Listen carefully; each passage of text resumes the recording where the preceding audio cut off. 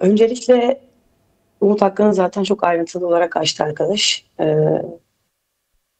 Şimdi 27 Ekim'de biliyorsunuz yani bir demokratik ve barış çağrısı süreci yaşandı.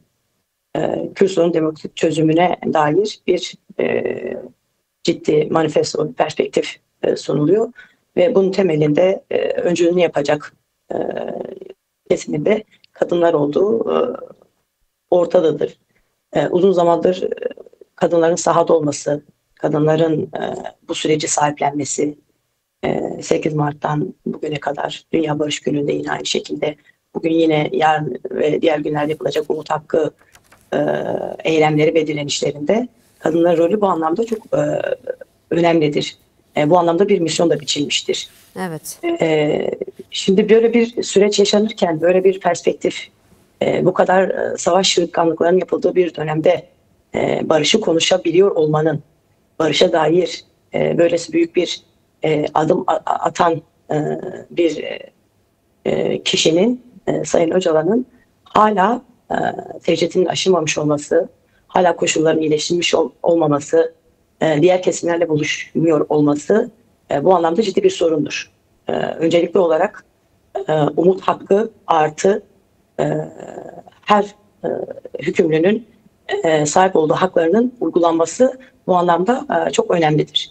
Kadınlar bu anlamda kesinlikle bunun uygulanmasını gidip Sayın Öcalan'la birebir bu süreci tartışmak, konuşmak, bir komisyon süreci var biliyorsunuz. Komisyonda mesela ciddi bir temsiliye söz konusu değil. Tecavüne alternatif bir komisyon kurdu. Kadınların her alana eşit temsil olarak katılım sağlaması gerektiğini vurguladı. Şimdi tüm bu süreçler yaşanırken Türkiye ve Orta Doğu'ya bir kapı aralanırken hala Öcalan'ın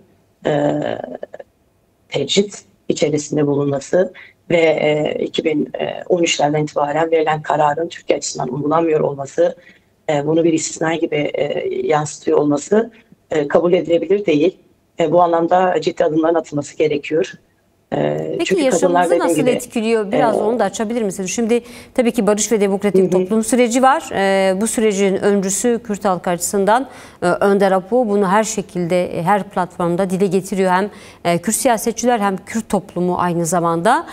Tabii bir an önce tecritten çıkması, özgür yaşar ve çalışır koşullara kavuşması temel talep.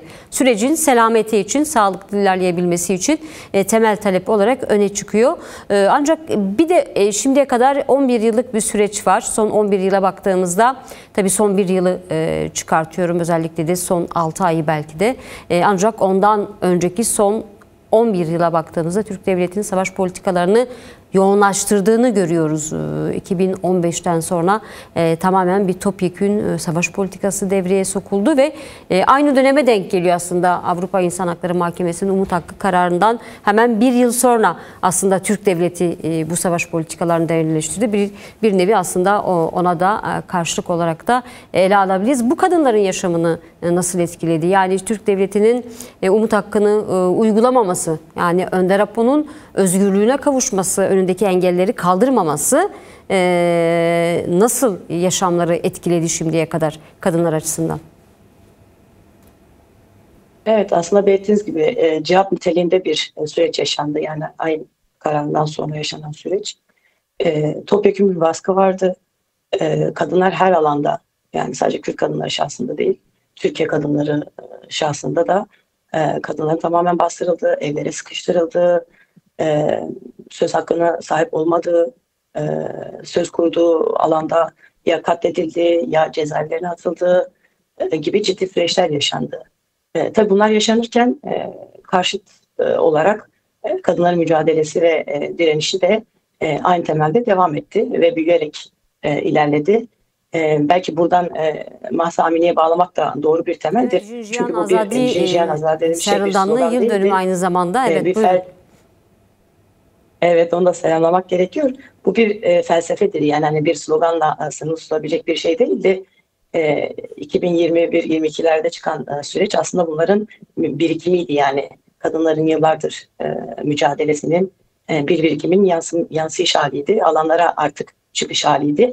Belki bu Türkiye merkezinde olmadı, İran merkezinde oldu ama bir bütünen kadınların her alanda yaşadığı sıkıntıların, zorlukların artık taştığının ve sokaklara yansıdığının bir halidir. Türkiye'de de belirttiğim gibi cezaevi, ev baskısı ve işte kamusal alandaki ciddi sorunlar ve Türkiye'de biliyorsunuz sistematik olarak katliamlar derinleşti. Yani topluma umut olabilecek bu perspektif ve felsefenin tamamıyla önü kesilmiş durumdaydı. Ve aslında o dönemde söylendi. Yani bu bir süreçtir. Bu bir her anlamda, yani kadınların özgürlüğü anlamında, ekolojik anlamda, başka anlamlarda da yeni bir toplumu önceliyor. Toplumu inşa edilebilecek bir şeydir denildiği yerde her adım atılmasından sonra topyekün bir saldırı mekanizması devreye girmiştir. Bugün yine kadınlar mesela barış için inisiyatifler kuruyorlar. Diğer bütün alandaki bütün kadınlar, Kürt Kadın Hareketi de, feminist çevrelerde bütün kadın hareketleri yan yana geliyor ve bu savaşın artık son bulması gerektiğini ve bunun da Kürt sorununun demokratik çözümünden geçtiğini, aynı zamanda kadının özgürlüğünün olmadığı hiçbir toplumun demokratikleşmeyeceği üzerinde ortak paydada buluşuyorlar ve bu neticede mücadeleler yürütüyorlar. Bu anlamda olumlu buluyoruz bu süreci. Bunun ileride varacağı sonuçlardan da aslında umutluyuz. Onu da belirtebilirim.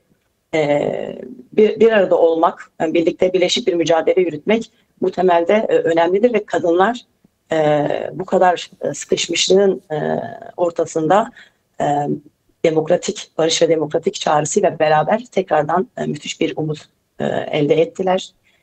Kadınların mücadele öncülük edeceğinin bilincinde ve farkındalar. Bunun inşası için de mücadele ediyorlar. Tecridin sürüyor olması barışa dair umutları da o anlamda zedeliyor. Çünkü çağrı yapıldığı günden itibaren birçok yasal düzenlemelerin yapılması gerektiği, bunların ayaklarının oturtulması gerektiği üzerinden tartışmalar ve süreçler ilerletildi. Sürekli çağrılar bu temelde yapıldı.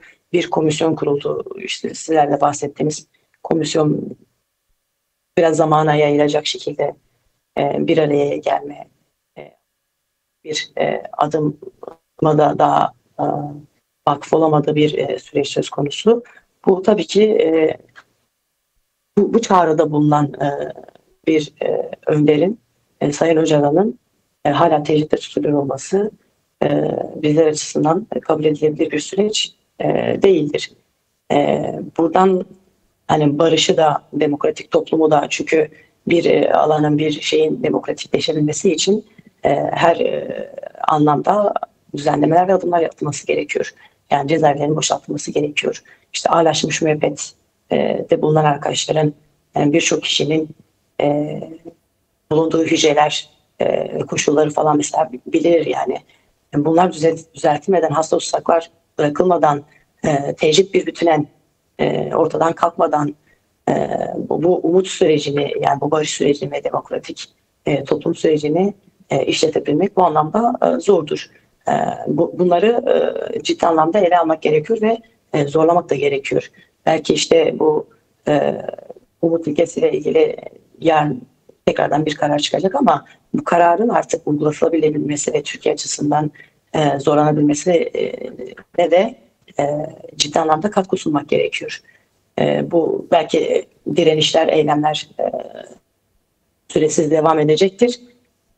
O anlamda da bir katkı sunacaktır ama toplumun bu anlamda bir beklentisi, özellikle kadınların bu anlamda bir beklentisi olduğunu vurgulamalıyız. Yani ne barış ne kadın mücadelesi birbirinden kopuk değildir. Belirttiğimiz gibi barış mücadelesinin öncüsü kadınlardır. Bir toplum demokratikleşecekse, özgürleşecekse bu kadının özgürlüğünden ve kadının mücadelesinden geçmektedir. Bu anlamda bunlar birbirinden kopuk olmadığı için her alana eşit katılım bu temelde çok önemlidir. Kadınlar oturmalı. Bugüne kadar yaşadıkları bütün her şeyi rahatlıkla komisyonlarda ve farklı alanlarda dile getirebilmelilerdir. Bu anlamda tartışmalar yürütebilmelilerdir. Biliyorsunuz işte hani savaş süreçlerindeki bütün sıkıntıyı, zorluğu hep acısını kadınlar çeker. Yani bunun Rojava'da da gördük, İran'da da gördük. Bütün ülkelerde aslında o anlamda acı ortaktır ve bunu kadınlar yaşar. Bu barış sürecinde de en çok konuşacak, talepte bulunacak, haklarını alacak kişiler de yine aynı şekilde kadınlardır. Kadınların dediğim gibi özgürleşmesi, toplumun özgürleşmesini getirecektir. Bu temelde bu sürecin tamamında kadınlar sahiplenmiştir. Tecridde kabul etmiyor. Umut hakkının bir hak olarak yani hani süreçle bağlantılı işte farklı söylemlerin önüne de geçilebilecek şekilde yok işte Cumhurbaşkanlığı affıdır yani arkadaş daha iyi bilir tabii bu noktada ama bu tarz söylemler oluyordu süreç işletildiğinde. Hayır, tam tersi, yani Sayın Öcalan şahsında değil bütün aslında hükümlülerin de kapsayacak bir süreç işletilmelidir ve bu uluslararası hukuk normlarında da var olan bir şeydir. Herkesin, her bireyin temel hakkıdır. Bunu kullanabilmelidir. Bu dönem daha elzemdir. Evet, normalde zaten uygulanması gereken bir süreçti. Fakat artık barışın elçisi ve barışın yürütücüsü, pratik gücü, ideolojik gücü dediğimiz Sayın Öcalan'ın artık hem kadınlarla hem tüm toplum kesimleriyle bir araya gelmesi, bu süreci kendisinin anlatması, inşanın nasıl olması gerektiğini hep birlikte tartışmak ve konuşmak gerektiğini düşünüyoruz. Kadınlar da mücadelesini bu temelde yürütecektir. İnşa dediğimiz olgu da bir bütünen hem kadın özgürlükçüdür, hem ekolojiktir, hem işte dil anlamında, yani bugün mecliste hala kendi dilimizi kullanarak, kendimizi ifade ederek sorunlarımızı daha iyi dile getiremiyoruz. Bunların hepsi bir bütündür ve bunların merkezinde de kadın vardır. Kadının mücadelesi vardır.